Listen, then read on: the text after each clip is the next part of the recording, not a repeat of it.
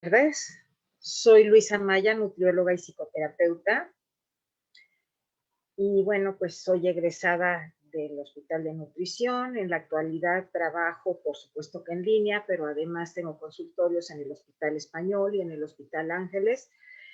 Y quisiera platicarles que me costó mucho trabajo tomar la decisión de hacer esta plática, que ya me la habían pedido desde hacía mucho tiempo, porque por un lado es un tema súper largo y por el otro lado, pues es un tema no muy agradable y a mí me gusta plantear cosas agradables y positivas más que hablar de enfermedades y problemas, pero pues yo creo que es un tema muy interesante y por eso decidí dar esta plática hoy.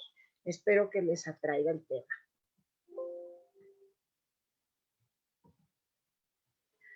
Bueno, pues como todos sabemos, ahora la genética se ha puesto muy en boga a través de todo el tema del coronavirus, pero la realidad es que en los últimos años se han hecho investigaciones muy interesantes sobre la genética de los individuos para tratar de manejar las cuestiones de prevención de múltiples trastornos hereditarios que por supuesto pueden ahorrar muchos problemas, tanto físicos, metabólicos, como emocionales, tanto a los pacientes como a la familia. Es por tanto que me pareció muy importante que hablemos de estos temas, ¿sí? Ahora, es importante también señalar que las enfermedades hereditarias no es que se manifiesten así como específicamente para los judíos o específicamente para los ingleses o para los franceses o para los romanos o para los griegos o para los árabes. No, de lo que vamos a hablar es de que este tipo de enfermedades se presentan con una mayor incidencia en estos grupos étnicos. Mas, sin embargo, eso no quiere decir que no se pueda presentar en la población mundial en general. ¿Ok? Ahora, ¿por qué es interesante investigar nuestra genética? Bueno, siempre pensamos, bueno, vamos a hacer una prueba genética a la mamá o al bebé recién nacido, pero no, no es así. Yo creo que investigar nuestra genética nos puede resultar útil a todos, porque finalmente nuestra conciencia sobre nuestros síndromes hereditarios nos puede ayudar a prevenir para el futuro que nosotros podamos tener algún problema. Vamos a poner un ejemplo. Si yo tuve una abuela diabética o si mi prima tuvo una abuela con Parkinson o si mi tía tuvo una abuela con una demencia senil, todo eso de alguna manera va a repercutir en mí, ya sea por los genes dominantes o por los genes recesivos. Entonces, no solamente es importante evaluar esto en el recién nacido, sino que si yo veo que en mi familia hay una herencia de enfermedad muy importante, puedo esto ayudarme a prevenir para que yo en el futuro, si llego a tener el problema, lo tenga con un menor nivel de riesgo. ¿Ok?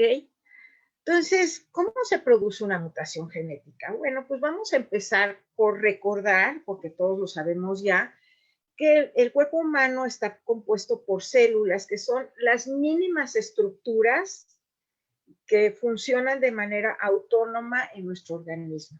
Entonces tenemos las células del estómago, las células de los pulmones, las células de los músculos, las neuronas en nuestro sistema nervioso. Todas esas son células que tienen una capacidad de funcionar de manera autónoma, pero cada una de las células, por supuesto, tiene un núcleo y aquí está la célula y aquí está su núcleo en donde se resguardan los cromosomas, los cuales contienen los genes que son los que nos van a hacer transmitir la herencia genética. Y como todos lo sabemos, por supuesto, nuestro papá nos aporta 23 cromosomas, nuestra mamá nos aporta 23 cromosomas y nosotros tenemos 46 cromosomas en cada célula. ¿Ok? Ahora, el gen, por supuesto, es un segmento de nuestro ácido desoxirribonucleico o ADN, que este ADN o ácido desoxirribonucleico transmite la información de los genes para que al reproducirse las células se reproduzcan con funciones específicas o con proteínas específicas para tener determinada morfología para llevar a cabo determinadas funciones. Hasta hoy se conocen aproximadamente 30,000 genes, de lo cual imagínense de esos 30,000 genes la cantidad de variedades morfológicas, étnicas y demográficas que puede tener la humanidad. Ahora, el ADN es normalmente una molécula muy larga que si se estirara, porque viene todo enrollado y enrizado, pero si lo estiramos tiene aproximadamente una dimensión de 2 metros, por lo que para organizarse dentro de cada una de nuestras células, el ADN se enrolla de una manera muy chiquita, muy chiquita, muy chiquita, formando precisamente los cromosomas. Ahora, el cromosoma puede tener cientos o miles de genes, dependiendo cada cromosoma, porque cada cromosoma tiene genes específicos que nos aportan funciones metabólicas específicas a cada individuo. ¿Ok? Por lo tanto, todos poseemos 2 copias de cada gen y la información genética o la enfermedad genética es aquella causada por alteraciones o mutaciones dentro de nuestros ADN. ¿Ok? Entonces, bueno, pues ya que recordamos todos estos términos, sería importante hablar de que las poblaciones endogámicas, como sucede en la comunidad judía, porque nos tratamos de casar entre judíos, y antiguamente se casaban los ashkenazís con ashkenazís, los sefaradís con sefaradís, y entonces las poblaciones iban transmitiendo entre sí los diferentes genes. Ahora, todas las personas, todos los seres humanos, ojalá pudiéramos nacer sanos, pero no es así. Todos poseemos una información genética que nos hace tener determinadas mutaciones. Por ejemplo, yo soy pecosa y eso es una mutación mía. O si yo tengo el pelo lacio o rizado o negro o tengo ojos cafés o azules, es por las mutaciones genéticas que tenemos nosotros en nuestro ADN. Entonces, tradicionalmente también las informaciones respecto a las enfermedades son transmitidas de generación en generación y de población en población y de padres a hijos o de abuelos a nietos o de tíos a sobrinos, dependiendo si son genes dominantes o recesivos. Y por ejemplo, en las monarquías, como había mucha endogamia, o sea, se casaban entre sí puros monarcas, había mucha transmisión genética errónea. Y así, por ejemplo, surgían las hemofilias o los daños neurológicos, o incluso en el Talmud hay señalamientos específicos de si no se puede casar padre con hija o madre con hijo o cosas así, porque ya hay restricciones con respecto a la transmisión de enfermedades genéticas que no las señala así, pero de alguna manera están señaladas. Sí, y bueno, pues por ejemplo, tendríamos que señalar que los reyes europeos tuvieron un aumento de hasta el 13% de mortandad en niños menores de 10 años, precisamente por esta transmisión genética de daños neurológicos y de taras que tuvieron los hijos de reyes y de reinas. Y aquí, por ejemplo, podemos ver en la familia de los Habsburgo, por ejemplo, cómo este rey transmitió una barba mucho más prógnata y unas características específicas a su hijo, el cual transmitió nuevamente a su hijo una característica todavía más deforme y el cual a la vez a su hijo ya de verdad lo hizo totalmente deformado. Entonces, así es como se van transmitiendo no nada más las malformaciones, también las cualidades y capacidades.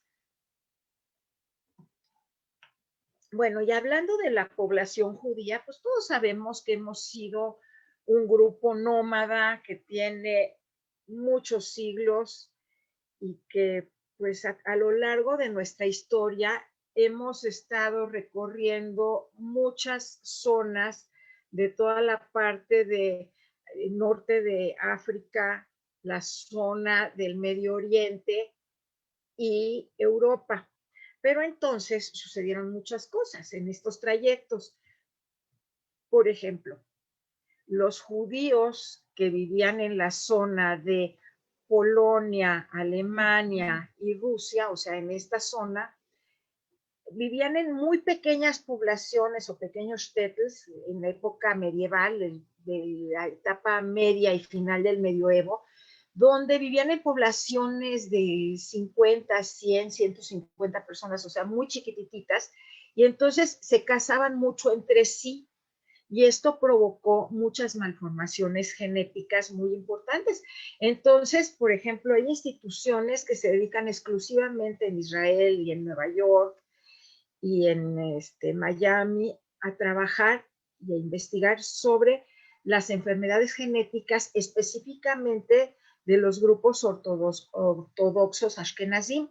Entonces, por ejemplo, en este grupo que vivían en esta zona, hay mucho más mutaciones y por ende mucho más enfermedades congénitas que en los grupos sefaradim, que por ejemplo se fueron a vivir a España y Portugal y en la época de la Inquisición, por supuesto, fueron corridos por los reyes de España y entonces subieron ya sea hacia la parte norte de Francia y se fueron a poblar, por ejemplo, Holanda y Bélgica. Algunos se quedaron en Francia, unos se quedaron en Portugal y muy pocos se quedaron en la parte de Portugal y España, porque como fueron corridos, pues se fueron. ¿Ok? Muy pocos llegaron, por ejemplo, a Inglaterra y muchos también se fueron a la parte sur de Europa, Italia, Bulgaria, Yugoslavia y sobre todo Grecia y Turquía, que son la mayor parte de los sefaradín, y muchos se fueron a través de aquí, del estrecho de Gibraltar, se fueron a la parte norte de África, sobre todo a Marruecos, que es lo que más cerca les quedaba, y además muchos, por supuesto, desde épocas muy, muy antiguas, se fueron quedando en la zona de Siria, Líbano, Irak, Irán, Marruecos, Libia, todas estas partes, Egipto, por supuesto, donde pasaron tantas cosas que acabamos de renombrar en Pesaj. Entonces, bueno, pues cada quien a su manera fueron adaptándose al estilo de vida y entonces los sefaradín, por ejemplo, tomaron las mutaciones genéticas de esta zona. Por ejemplo, se han hecho investigaciones comparando a los judíos que vivían en Europa, pero en la zona de los Fleming Jews se les llamaba, que vivían en la zona de Bélgica y Holanda, que tienen mutaciones genéticas radicalmente distintas a las que tienen los judíos que vivieron en Alemania, Polonia y Rusia. ¿Ok? Ay, ya me fui más para allá. ¿Ok? Mientras que los judíos que se quedaron en la zona, digamos, del Medio Oriente y en la zona mediterránea, y sobre todo los que se quedaron en la zona árabe, desde tiempos mucho más ancestrales, tienen otro tipo de mutaciones genéticas. Por lo tanto, no podemos hablar de las mutaciones genéticas de todos los judíos. Tenemos que hablar de las mutaciones genéticas de los judíos ashkenazim o de los judíos sefaradín o de los judíos mizrahim. Entonces, como cada quien tiene mutaciones específicas, vamos a hablar de ellas de manera específica. Ahora, ¿qué factores causaron estas mutaciones genéticas? Bueno, pues En primer lugar, la probabilidad de que ambos padres tuvieran mutado el mismo gen y lo transmitan al hijo. Y como les explicaba, como los judíos vivían en pequeñas poblaciones y en pequeños shtetls en la parte de Europa, por lo tanto, tienen mucho más tendencia a las mutaciones genéticas los ashkenazim. Ahora, también sucede cuando surgen matrimonios consanguíneos, que pasaba con mucha frecuencia, que se casaba el tío con la sobrina o que se casaban entre primos. También la genética de los sefaradís y los mizrahim, como eran territorios mucho más extensos y mucho más amplios y se quedaron en zonas totalmente distintas, los padecimientos genéticos afortunadamente no son tan marcados como entre los ashkenazim, como lo decía hace un rato.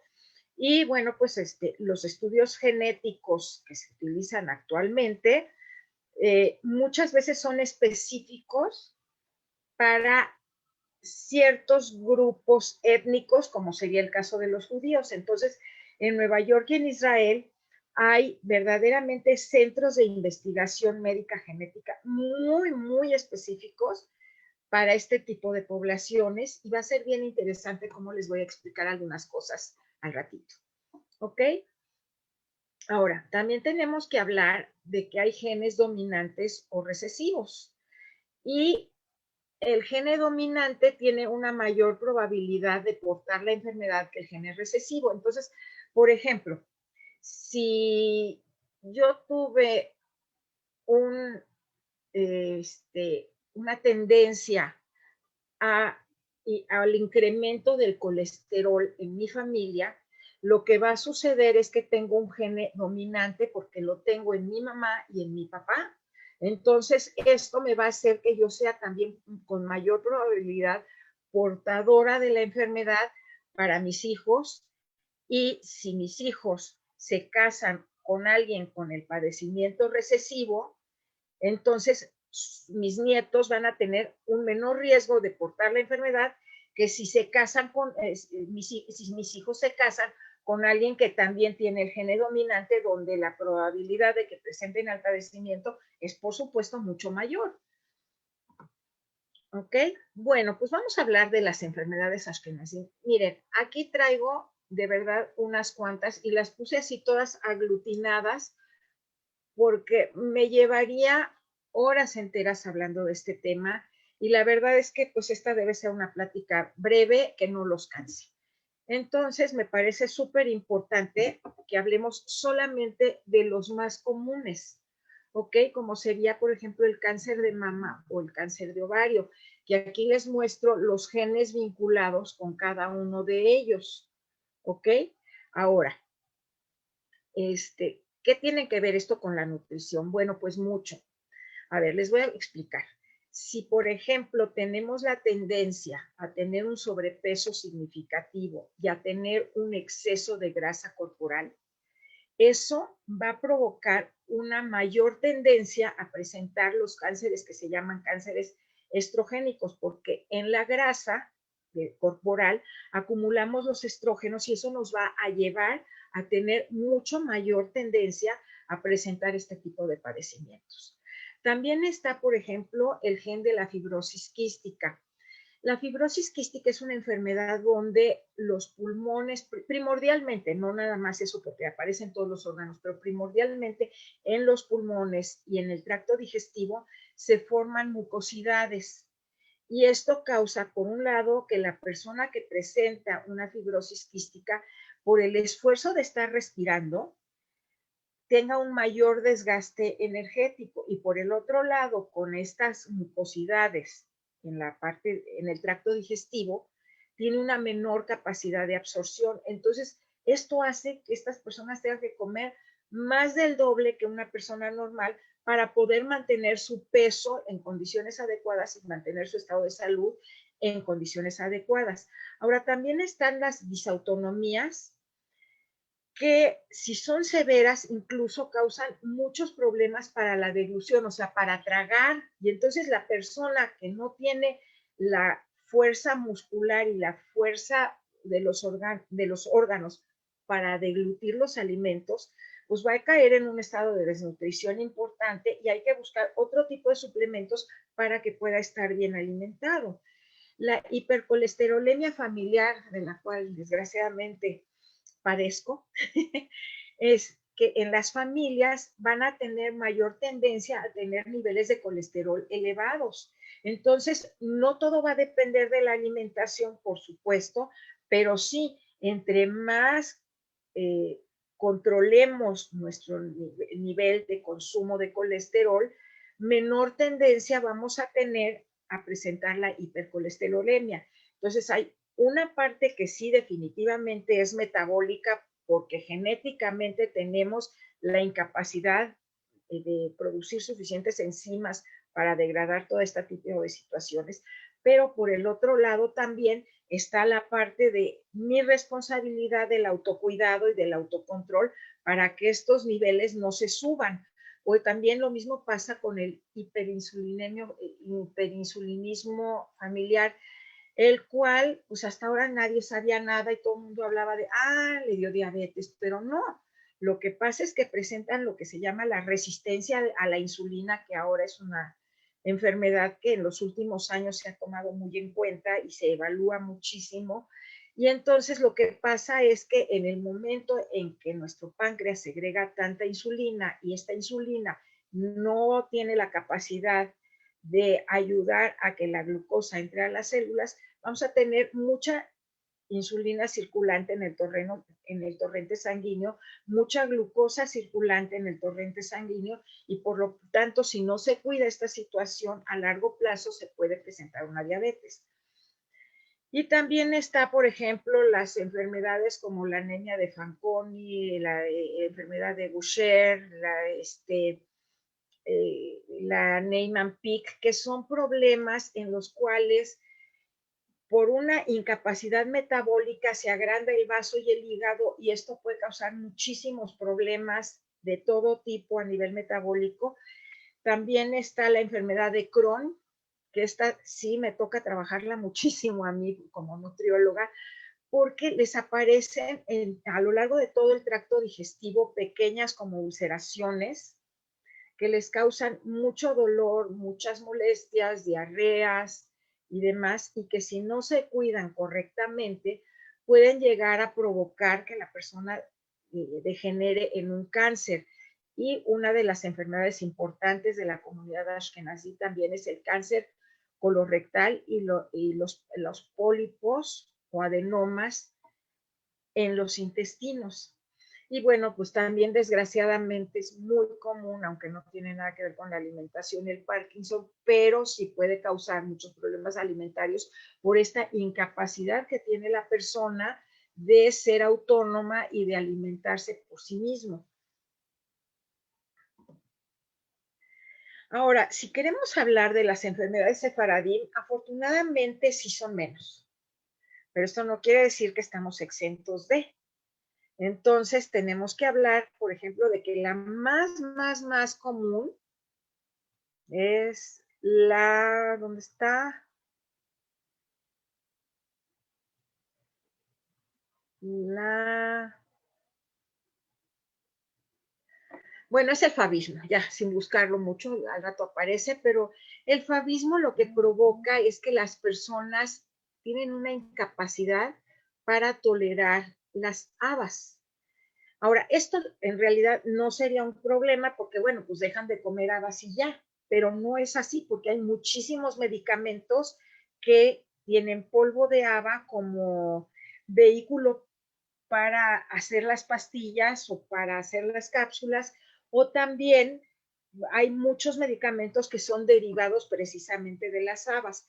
Y otro elemento muy importante, aquí apareció el fabismo, que no lo encontraba, pero otro elemento que es súper importante también es que si huelen heno o huelen habas, también se pueden poner muy mal.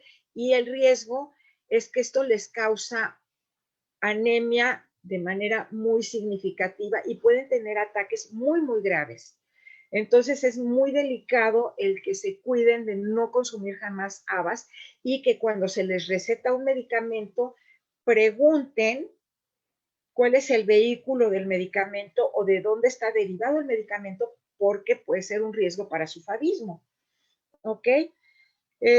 También está, por ejemplo, la fenilcetonuria, lo cual se habló mucho hace unos años, si ustedes recuerdan, cuando estaba de moda el consumo del,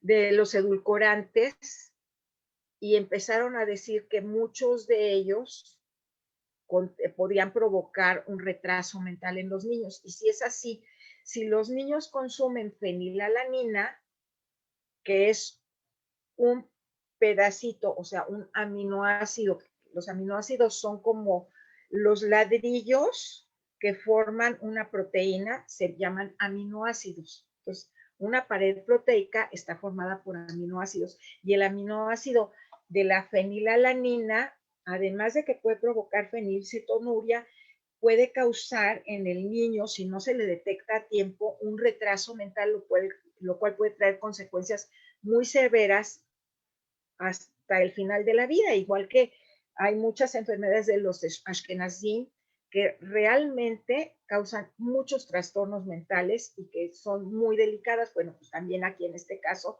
es muy delicado presentar este tipo de situaciones. Y también está, por ejemplo, la enfermedad de almacenamiento del glucógeno. El glucógeno es la reserva de energía de nuestros músculos, pero hay muchas variedades de reservas de energía que que están dañadas por las mutaciones genéticas y que van a provocar alteraciones muy significativas en el desarrollo del niño, y entonces el niño desde pequeño va a tener malformaciones y puede llegar a presentar hasta cegueras y hasta trastornos muy significativos, y esto es muy delicado. Ahora, también está la cistinuria, que es que si consumen otro aminoácido que se llama cistina, lo que van a provocar es que se formen cálculos renales de cistina en los riñones. Eso sí es un problema, pero no nada más porque hay cálculos renales, sino porque a nivel metabólico va a causar una serie de consecuencias muy importantes y muy delicadas.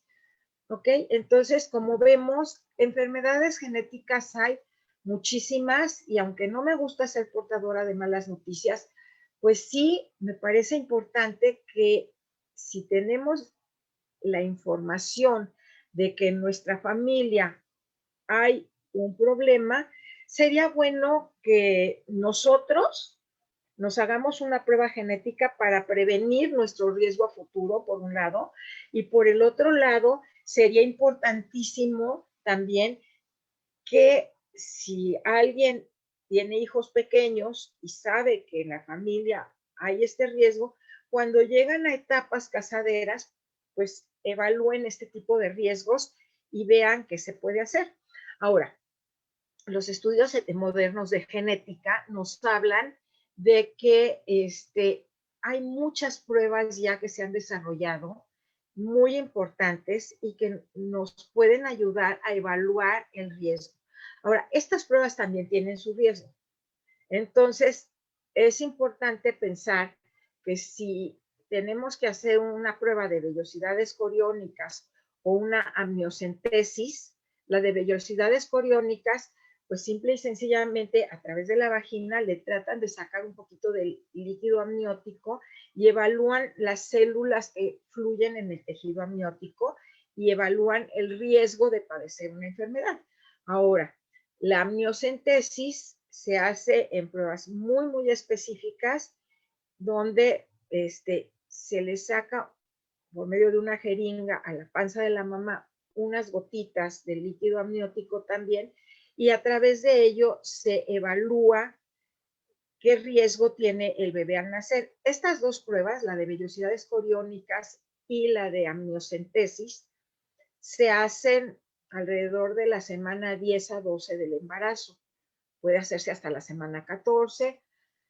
Y el cribado neonatal es una prueba que se le hace al recién nacido en el talón y se evalúa porque no siempre se hacen las pruebas anteriores, por un lado, Y por el otro lado, aún cuando nace el bebé hay que evaluar qué riesgos metabólicos tiene. Por lo tanto, se le hace el cribado neonatal al bebé también.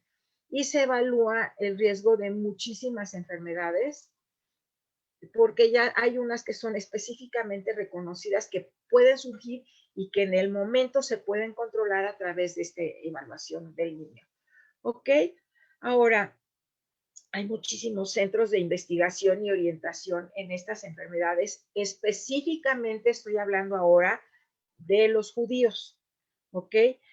Pues por un lado está el Hospital Hadassah, está el Centro Médico Sheva, está el Centro Médico Share Sedek, están en Estados Unidos el Mount Sinai, y también hay algunos hospitales en Nueva York y en Miami que tienen centros específicos de investigación en genética para judíos. ¿Ok? ¿Por qué en Nueva York y en Miami? Pues porque, por supuesto, hay una mayor población de judíos que tienen el riesgo de padecer este tipo de trastornos genéticos. ¿Ok? Y pues podríamos hablar, por ejemplo, de que hace un par de años se intentaron hacer 2 investigaciones sobre la genética de las poblaciones judías de México.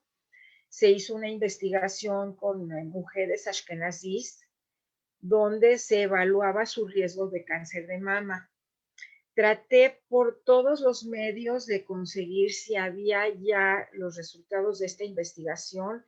Desgraciadamente, no sé si porque fueron vacaciones o por qué razón, pero no tuve una respuesta. Lamento no poderles dar ninguna respuesta al respecto. Sería muy interesante o hubiese sido muy interesante que yo pudiera aportar algo al respecto, pero no puedo.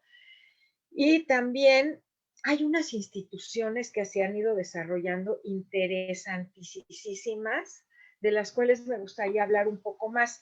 Está la institución llamada Yerusha, que está en Argentina, donde dan orientación genética a las familias o a las parejas más bien que inician un embarazo, para así poder prevenir la posibilidad de un riesgo de mutación y de traer al mundo a un bebé con alguna enfermedad específica. Porque si esto se puede prever desde el embarazo, pues sería una maravilla para evitar tantas angustias, tantos traumas, tantos problemas familiares, tanto para los padres como para los hermanitos, para los abuelos, para los tíos. Entonces, me parece que es una labor muy, muy interesante, pero hay otra institución todavía más interesante que es la Dor Yeshorim. Esta institución funciona específicamente en Nueva York con los judíos ortodoxos. Bueno, tanto Yerusha como Dor Yeshorim funcionan en colaboración con centros médicos en Israel, ¿ok? Pero esta de Dor Yeshorim, como hay tanta endogamia, o sea, tantos matrimonios entre los ortodoxos, lo que hacen es que funciona de una manera muy discreta y clandestina. Hacen trabajo con los adolescentes, con los chicos adolescentes que están en edades casaderas, les hacen un estudio genético y les dan un número. Y entonces cuando van a hacer el Shidduch, se evalúa, ya que se hizo el intento de Shidduch, se evalúa las compatibilidades genéticas de los dos muchachos para saber si vale la pena continuar con esa relación hasta casarse o mejor allí lo dejan y cada quien busca una pareja mucho más sanita para que no haya un gene dominante que pueda traer malformaciones genéticas como retrasos mentales, como alteraciones metabólicas, como muertes prematuras en niños de 3, 5 o 7 años, que además hacen sufrir muchísimo a los padres, porque pues, desgraciadamente sacar adelante a un hijo de este tipo de trastornos, pues todos imaginamos lo que debe costar a los pobres padres. Entonces, por eso es muy importante este tipo de orientaciones que dan estas dos instituciones o estas instituciones que tienen centros especializados en el manejo de trastornos genéticos.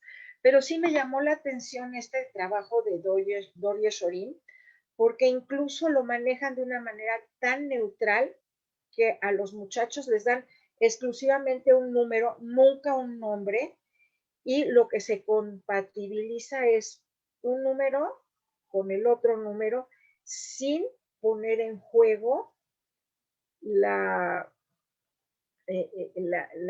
la ética, la personalidad o la posibilidad de los chicos que están en edades casaderas. Y bueno, como ya hablé de muchas cosas feas, ahora me gustaría hablar de lo contrario. También quiero decirles que tenemos muchas ventajas genéticas. Entre ellas, una de las más importantes es que producimos mucho la enzima telomerasa. A ver, vamos a explicar. Las puntas de nuestros cromosomas se llaman telómeros. Entonces, estos telómeros, en la medida que vamos envejeciendo, las puntas se van haciendo cada vez más pequeñitas. ¿Ok? Y entonces, esto nos hace que tengamos más mutaciones a lo largo de nuestra vida, porque las mutaciones no nada más se producen en el nacimiento, sino que nosotros a lo largo de la vida, en la medida que vamos envejeciendo, vamos teniendo mutaciones y por eso tenemos canas, por eso nos surge la celulitis, por eso vamos perdiendo musculatura, por eso el cutis se nos va volviendo y toda la piel se nos va volviendo flácida y por eso van surgiendo una serie de elementos que nos van haciendo a lo largo de la vida que nos vayamos deteriorando hasta llegar a la vejez y hasta llegar a la muerte. Pero entonces, cuando tenemos más telomerasa, esto va a producir que los telómeros no se vayan achicando, sino que se mantengan de un tamaño más grande, lo cual nos va a ayudar al envejecimiento. O sea, vamos a ser más longevos. Y esto, pues a mí me parece que suena maravilloso, ¿no? Ahora, sí es peligroso porque se ha puesto de moda precisamente con todo este proyecto del antienvejecimiento, se ha puesto de moda vender telomerasa y eso sí es un riesgo porque el exceso de telomerasa nos puede inducir a tener mutaciones genéticas porque los telómeros finalmente también se van envejeciendo y entonces nos puede provocar la presencia de cáncer. Entonces hay que tener mucho cuidado con el tipo de productos que compramos para el envejecimiento porque una cosa es envejecer y otra cosa es evitar el envejecimiento, lo cual por supuesto nos va a traer consecuencias a largo plazo. Y bueno, la mejor de las noticias es que se han hecho muchas investigaciones con respecto a la inteligencia de los judíos. En Estados Unidos se hizo una investigación donde se evaluó que la mayor parte de los judíos, sobre todo los más exitosos, tienen un coeficiente intelectual o IQ superior al resto de la población. Generalmente están en un rango entre 108 y 115 en su IQ y por eso pueden ser científicos, académicos, comerciantes o negociantes tan exitosos porque su capacidad intelectual los hace mucho más inteligentes, mucho más abusados o abusados, como le quieran poner, y mucho más perceptivos de captar las cosas al primer momento y tomar medidas preventivas al respecto, lo cual pues los hace evidentemente más inteligentes. Y bueno, pues en estas investigaciones que se han hecho se ha determinado que el 29% de los premios Nobel internacionales han sido judíos. El 37% de los premios nacionales de ciencia en los Estados Unidos son judíos. El 25% de las medallas Fields de matemáticas los han recibido judíos. El 25% de los premios Turner de ciencias de la computación los han recibido los judíos.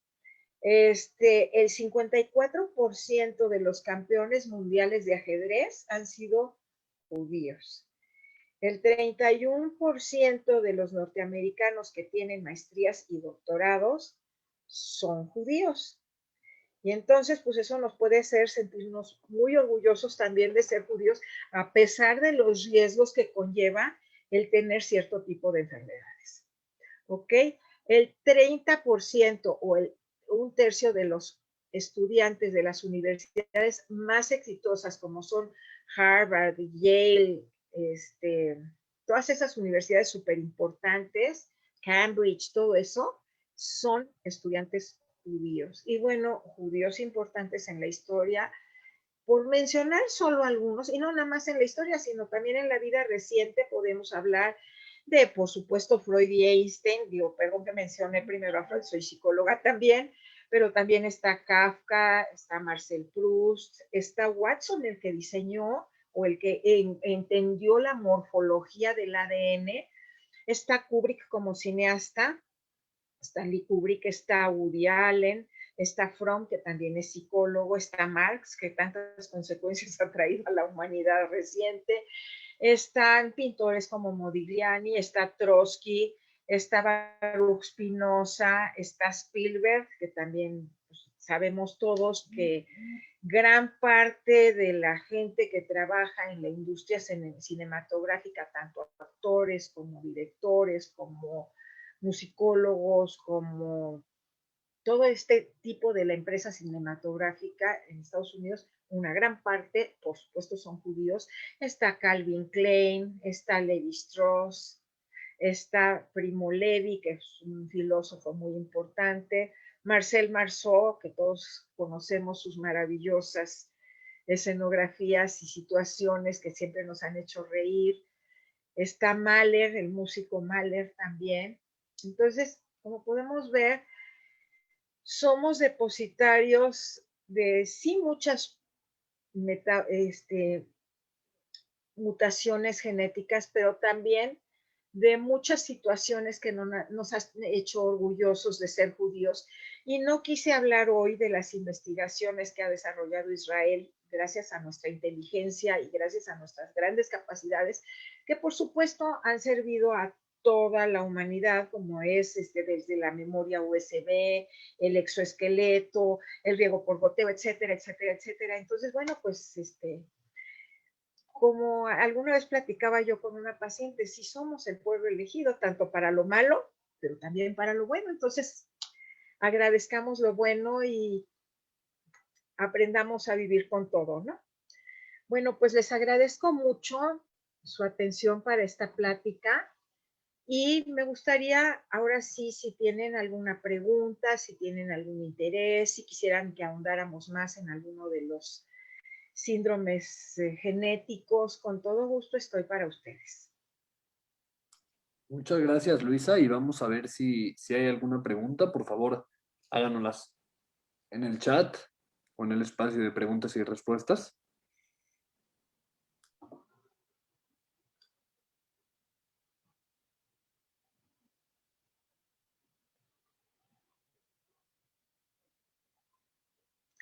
Bueno, quiero decirles que si no hay preguntas, con todo gusto estoy para lo que se les ofrezca. Ahí está mi celular o si no, me pueden contactar a través de mi nombre en cualquiera de los dos hospitales donde trabajo y los conectan conmigo.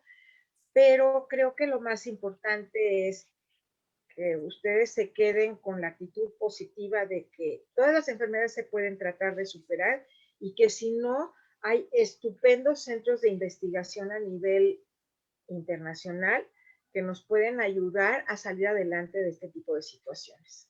Luisa, tenemos algunos comentarios Así. en Facebook. Ana Seidman nos dice buenas noches a todos y le agradece mucho. Sara London dice, me parece sumamente interesante, del que no tenemos tanta información, veraz y accesible. Gracias, Luisa, por esta charla. Gracias. Así que al parecer a la gente está muy feliz con este tema, pues como decías antes de la plática, tan interesante y que la gente no sabe tanto, ¿no?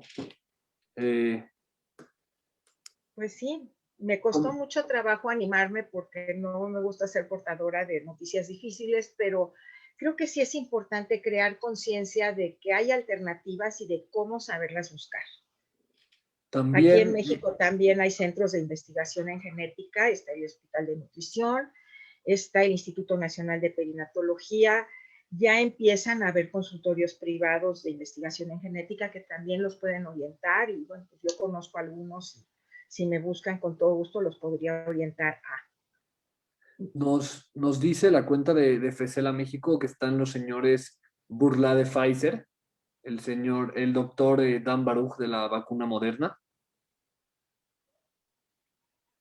Ah, pues sí, es otro de los judíos exitosos e importantes que han desarrollado cosas realmente valiosas. Y Raquel, También el director de laboratorios Pfizer, que desarrollaron la vacuna Pfizer, también es un judío. Raquel Sonana te agradece mucho, Luisa. Muchas gracias y Ay, saludos te manda. gracias. Y bueno, me parece que son todos, pero muchas gracias. Muy nutritiva para todos, creo, la plática en cuestión de que, bueno, es información que no encuentras muy fácil, ¿no?